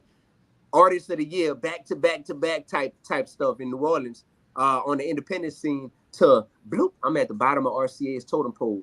And not having a super strong team that could go in there and fight for you and keep you a priority to the label can make it to where you kind of just become another artist. And they're like, well, if you get yourself hot, I mean, we'll come and add a little fuel to the fire. But that's tough, man. That's tough when they got so many priorities. So I would say, who do you need in your team? Management. I mean, that's management. If you can afford it, to have your own publicist in addition to the label's publicist, that would be powerful as well. But management, and to me, management looks different for each artist. It depends on what your tailor-made needs are. You know, you're gonna need someone strong who can talk to the label and who can talk numbers with the label. See, my problem was I was smart enough to have these talks because I got a business degree. I understand numbers really well. I was a math teacher, but I recognized that the label wanted to keep me in a subservient position. So Rashad going in there and talking to them on my behalf would hold way more weight than me you having. look like a troublemaker doing it on your own. There you go. Me having the same conversation with them. I'm like, why y'all treating me like just the vibes is weird? But it's because they look at it like, oh, you're doing too much. You're a troublemaker. So that management team, to have somebody who can have them talks on your behalf, is important. Nowadays, it's such a content-driven game that you also should have a portion of your management team that can focus on creating you some content or helping you curate your content to where you constantly keeping your fan base engaged. And I think that you do that, you get some press, and you have a story. You know, so many. I just posted a Instagram reel right before I logged on to this with y'all. It's a song of mine called "Your Story Is Your Glory." And this is one of my best songs probably I'd never did, because it teaches people the power of truly tapping into and embracing your story.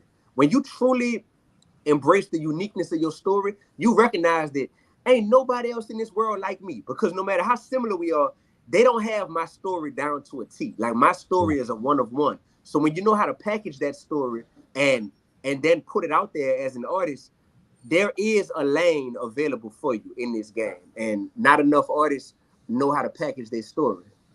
And also with the Nip thing is what people miss in that situation is that he had other offerings for that $100. So I think it was like tickets to a show some merch. He essentially had like an NFT before. NFT before, yeah. So for all the creatives out there, that's experiences, right? Like bundling, package deals, experiences. But I want to ask you about Harvard. So what are you doing exactly at Harvard? Yeah, so I'm at 2 universities, brother. I'm at Harvard University doing a fellowship. So for a lot of people don't know what a fellowship is, and hey, I didn't know what a fellowship was either a couple years ago. A fellowship is like you're not a student, so it's like above being a grad school student, but you're also not like a tenured professor. You're considered an expert in your field, whatever your field is, and you're coming to this university to do research to basically like make that university be a part of your journey now, because they see like, oh, you one of the ones in your field and what you do. So we want to attach our university to your expertise in your field. And Harvard really takes an interest in hip hop, as do a lot of other universities at this point. So my fellowship I've been doing at Harvard has been centered around me researching the role that hip hop plays as a teaching tool, specifically in the Black community. A teaching tool, meaning like I was a middle school teacher, but the reason why I stopped and wanted to become a rapper is because I saw that rap was teaching my students way quicker and in a way more dense way than I was able to teach them as Mr. Augustine. So me being able to study this and study like what it is about the psychology of music, about the cultural aspect, about the actual BPMs, that really makes hip hop such a teaching tool, specifically in our community. So that's what I've been doing, and I've been giving examples through my fellowship of how hip hop, because I've been teaching classes over there on the different ways that hip hop can teach. So one way is through music, like the most straightforward way. So I did an album called From the Hood to Harvard.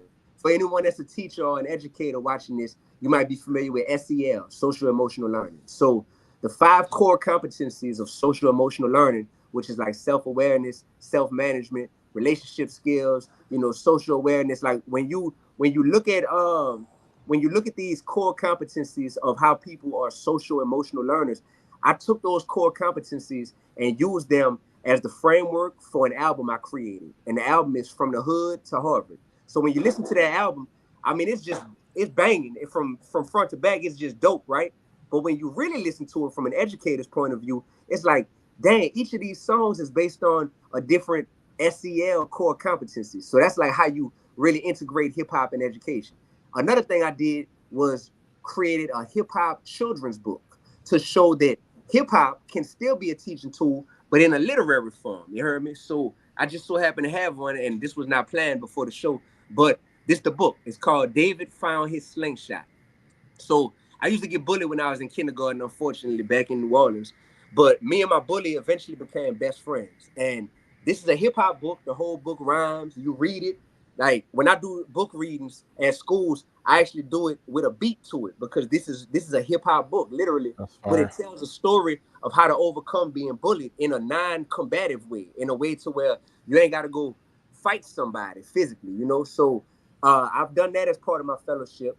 And then me being able to work on a documentary that's still in the works that's also showing the different ways in which hip hop has impacted brothers, specifically Black men in our community. Everything from, man, hip hop was the soundtrack to helping me get through law school, to hip hop was the soundtrack to making me go kill somebody. And that's why I'm in jail right now. To that, so I'm just really infatuated with how to use hip hop as a teaching tool to help our people. So that's what I'm doing. How did you get that fellowship? So somebody who was already doing the fellowship, a brother, and I love when brothers are selfless enough to be like, hey, I'm currently doing something that I think you're actually a better fit for. You heard me? And had a brother, my brother Bakari, he literally hit me and was like, man, I'm doing this fellowship, bro. And the more I do it, the more I just keep thinking about you. And I ran into him in the airport, and that kind of sealed the deal, because we had been talking about it over the phone. I ran into him in the airport, and he told me about it. And so he really made that link. He made that plug for me. So that, at first I was like, dang, I be busy, man. I be doing shows and speaking engagements all the time. Like, I'm going to have to move up there to Boston. I'm from the South. Like, how that's going to be? But then I think reality just hit me one day like, Negro, you got a chance to go to Harvard University. Harvard, yo. Yeah. you know, and I'm like, I ain't got no kids at this point in life yet. So it's like, I'm not leaving like my kids behind or nothing like that. Man, get your butt up there. You know what I mean? So this is my second year being up there. And then a blessing that sprung about from the first year being at Harvard is another university down the street, Tufts University. They actually saw what I was doing, making waves on Harvard's campus. And so I've been over at Tufts University as a professor this year. So I'm Professor D1, got my own course that I designed from scratch called The Intersection of Hip Hop and Social Change. So I'm infatuated with how hip hop has been used to make social change in the world for good and for bad. You know what I mean? And I designed a whole course that I've been teaching at Tufts. Matter of fact, I got to grade some final exams, you know, in the next 48 hours. So it's like really like that. Yeah. And I've been teaching, man, and that's been amazing, brother. I've been able to bring in people like my brother Lupe Fiasco as a guest lecturer, you know, bring my man Murs as a guest lecturer from the West Coast, from Los Angeles, able to cover the rise of AI inside of hip hop and if that's good or bad for the culture. But I teach about something called the 3 C's: creators, consumers, and commissioners. You heard me? And that's what the industry is made up of, is those 3 C's. So I'm really infatuated with like the nuances of who has the most power out of those 3 C's. Is it creators, artists? Is it consumers, fans? Is it commissioners, you know, label people and execs and all that? And talking about how each of those 3 C's can actually like be a part of making the type of social change that we say we want to see as Black people, you know? So it's been amazing, man. I love my students, my class, and I know I'm talking a lot, my bad. My class, I'm just excited. My class just put an album out, y'all, last week. So part of the class was I wanted to show y'all how hard it is to try to make hip hop music that can actually make social change. And you wanted to have a message in it, but it actually makes an impact on the culture. So we're going to create an album as a class. I kind of EP'd it. I executive produced it, you know, oversaw it. And they dropped the album last week. So they call themselves, I broke the whole class up into like a group, you know, they're a group. And they call it the Young Prophets of Progress. And their album is called Special Topics 0151, because that's what my course was listed under. It's called Special Topics. So they put the album out, and now they're having to market the album and all that, and just giving them real world experience that I've been living for the past 15 years, you know, and just trying to do my part as an artist and as an educator to make this space better, man. Yeah, my final question for you: do you think AI is good for the music industry, or is there some cross collateralization music industry tricks that they're about to do? Even with Drake supposedly going off into the sunset, I'm hearing some rumors that they kind of want to take his vocals and make albums if he does walk away. Do you think AI is good for the music industry, or is it detrimental for us that want to be in it? Yeah, it's not either or. It's not totally good and it's not totally bad. If it can be used as an aid to help artists who are already like leaning primarily on their own creativity, but you just need that little nudge that you normally get from your partner in the studio. Rashad, man, what rhyme with shoddy? You heard me? Body, you know, like lottie dottie. Okay. Yeah, normally that's your partner that do that for you. If AI can help nudge you and make you even more creative, I think it's dope. If AI starts to be like they had that artist that got signed by Capitol Records, we studied that in my class, FN Mecca, a whole AI artist that got signed to a major label record deal. I just think that's 4Bat's popping and he AI. No, he's not. No, he's a real person. Yeah, he a real person, but that's not his voice. Well, have you heard him perform live yet? He said that he was going to perform live because a lot of people said that they thought he was AI. They thought it was AI. And then when he did the little shit with the microphone hanging, had all of the voice filters. Like, what are we? Are we gonna be honest or no? I mean, if you got the stems, that's him or no? Dang, bro. I don't know. I don't know homie music. I seen him. I think he signed to Kanye. Huh? I think he signed to Drake for like I mean, I'm sure you probably heard of it. You heard his song before, right? Yeah. So the voice does it. For anybody that's wondering, the voice doesn't match. Like if you go on his Instagram page, he looks like one of Young Thug's homeboys in Atlanta, right? Yeah. But his voice is extremely how can I put it? It's an interesting dynamic. Higher pitch. We'll It's a say that. very high pitch. Higher pitch. It's a very weird, interesting voice persona matchup. So people You know don't. when they throw too much reverb on it, and it's like, music is dope, but it's like, come on. No, it's good music. It's actually good. He has a good tone. Engineer's phenomenal. Yeah. So when I first saw, I just heard this song first. When I went to his Instagram page, and I'm seeing like a bunch of dudes with their shirt offs and like pit bulls, I'm just like, this is the same guy that's singing the song. Like, it's an interesting dynamic. But AI, I'll tell you this though, AI is going to be beneficial for people like Beanie Siegel.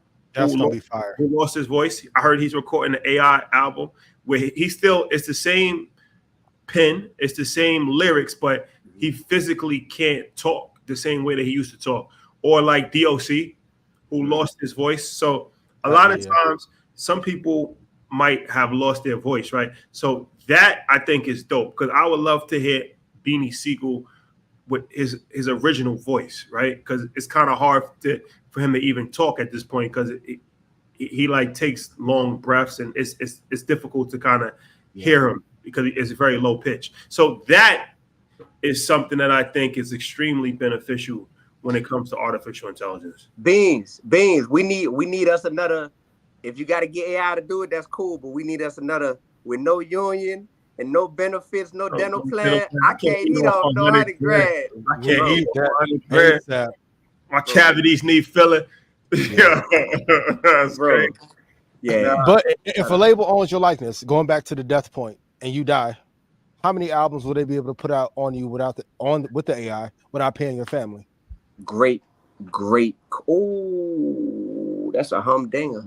Oh, come on, man, bro. That part right there. So when you start to talk about the financial side of AI and who owns your AI likeness, not your likeness, but now you have like a different likeness because your AI likeness.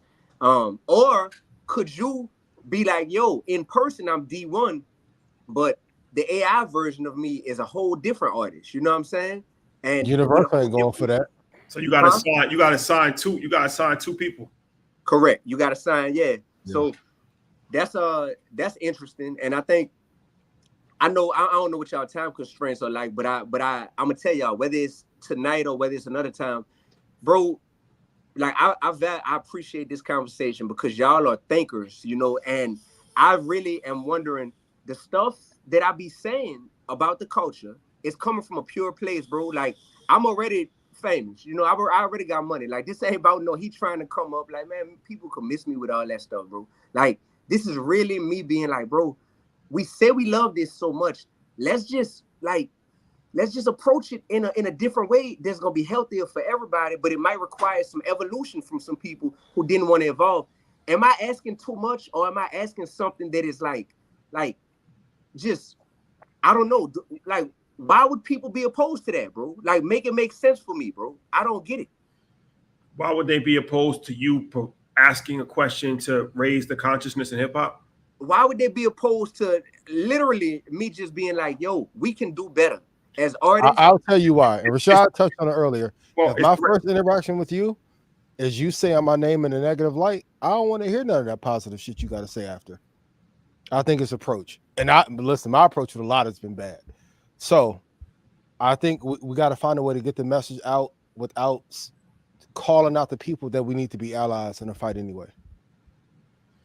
That's one way to look at it. I think that it's a power structure and people are eating off of it. Oh, absolutely. Nobody wants to mess up an ecosystem. So it's like if somebody's coming in and saying that we shouldn't be talking about guns, sex, Town, drugs, well, that eliminates 90% of the revenue right there, right? Yeah. So I mean, it's one of these things that I don't think that there's going to be enthusiastic about losing their jobs. Nobody would, right? Nobody would be enthusiastic about losing millions of dollars, changing their livelihood, losing their cars, losing their fame. But is that the real culture vulture? That's my point. And my other point, I keep saying, and y'all get mad every time I say it. We don't own rap culture. Even the whole Drake, he's half.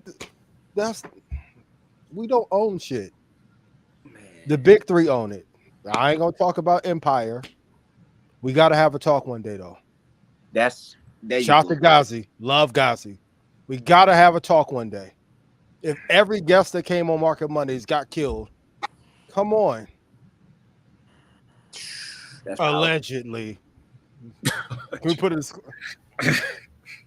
So There's not that much coincidence in the world. Like if you look at the majority of rappers have died, 98% of them are from gunshots. yes, Worldwide. rap is the most dangerous profession on this planet. I've heard that said before.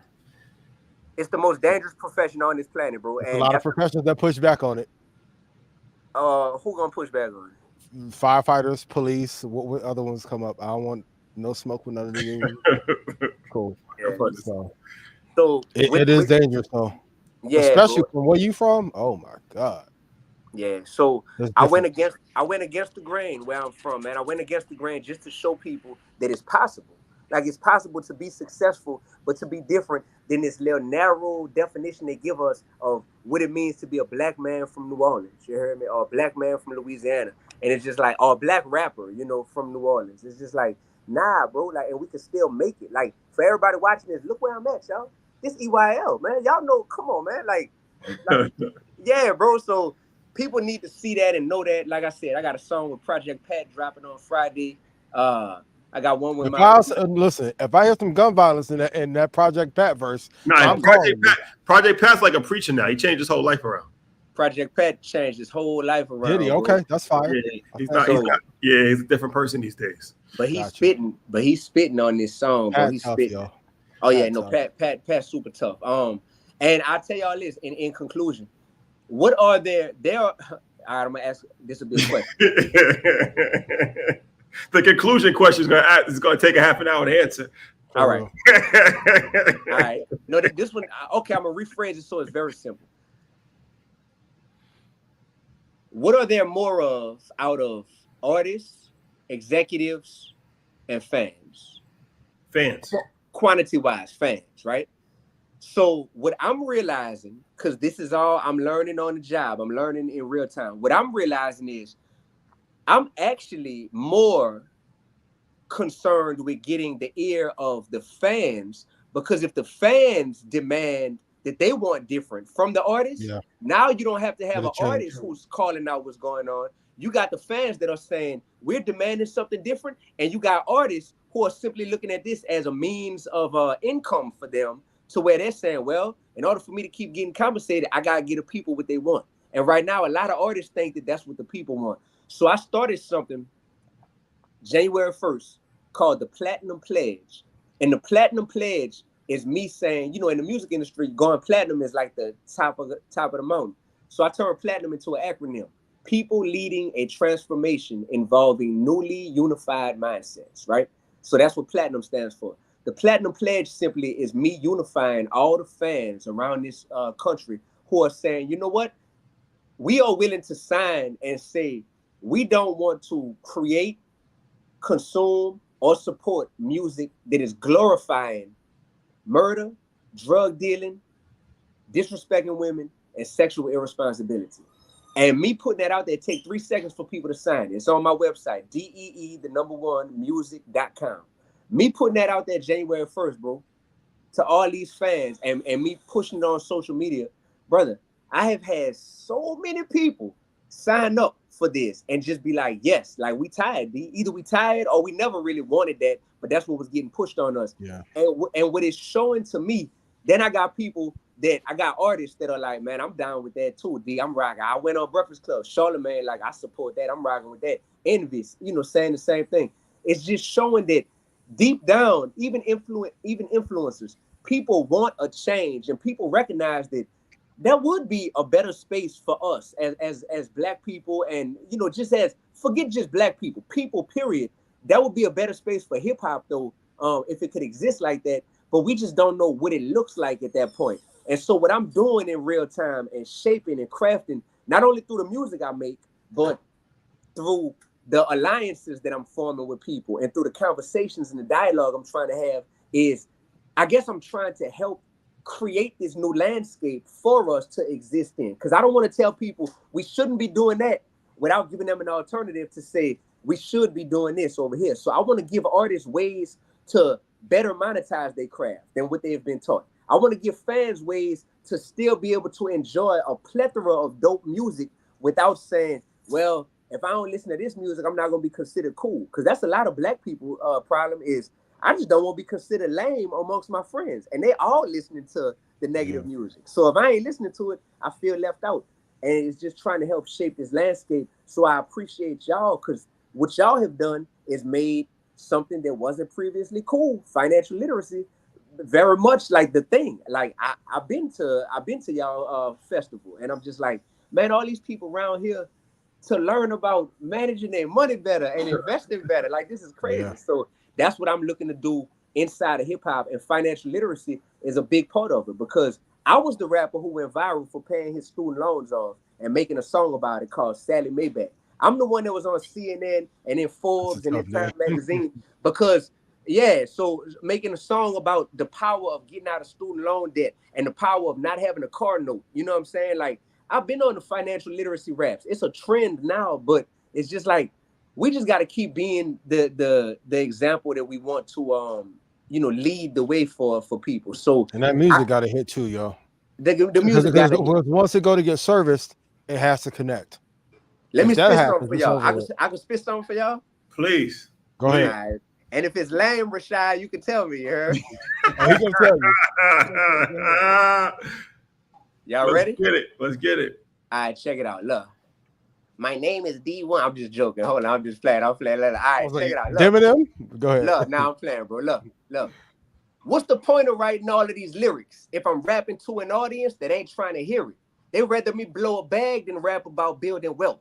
They rather me get some brain than rap about mental health. Don't censor me. Eventually, try to make sense of me. I don't need your dollars. I need you to think sensibly. You feel good now that you're vegan? That's funny. If you still supporting garbage, you just a healthy dummy. My city don't even love me. I'm calling it how it is. I'm a threat to the power structure that's brainwashing our kids. I'm fracturing all the egos of illegitimate heroes. I only look up to one man because he died, then he rose. I keep it too real because life don't last too long. If everybody likes me, I'm doing something too wrong. Maybe in time, they'll appreciate my words like Nipsey. Till then, I'm going to see how far keeping it real gets me. You hear me? There you have it. D1, thank you, my brother. Thank you, my brother. I appreciate you. Appreciate you for coming on, man. Super dope conversation. Make sure you follow D1. That's his handle right there. Yeah, good brother. One Music. Support his music. Support everything that he got going on, man. Definitely a voice in the culture that's needed for sure. Thank you, my brother. I appreciate you, man. I appreciate you. Man, I appreciate the invite. I was really excited to get this, man. Thank y'all. Thank you, brother. Appreciate it. Shout out to D. You're a good dude, yo. One. Yeah. Dope show, man. We had man. We had the call-in section. That was funny, entertaining. Yep. And then D1 came with a lot of information, thought-provoking conversation, and then bars at the end, and business lessons in between there as well. We always got to get to the business part. Wow. Yeah. Ladies and gentlemen. Go to InvestFest. Rashad's giving away $27,000 and a Rolex on Saturday. Since you want to bring up come on, man. Got to please the people. Please the people. Please. Yeah. All right. It's been real. See y'all next week. See you guys next week. Yes. All right. No overseas dates. No. Nah. I like that calling. I like that calling feature though. That was a vibe. We should do one more. Yeah, the dude with the book. That was wild. Well, what was the name of that book again? How to turn on her inner flame or something? Wow, it was. We should have asked him what he learned from the book though. Yeah. For sure. All right, man. It's been real. Don't forget Troy's options class tomorrow, EY University. Intercode Market Mondays at checkout for your discount is one day left. And we will be back next week. You guys take care. Love is love. Peace. Love.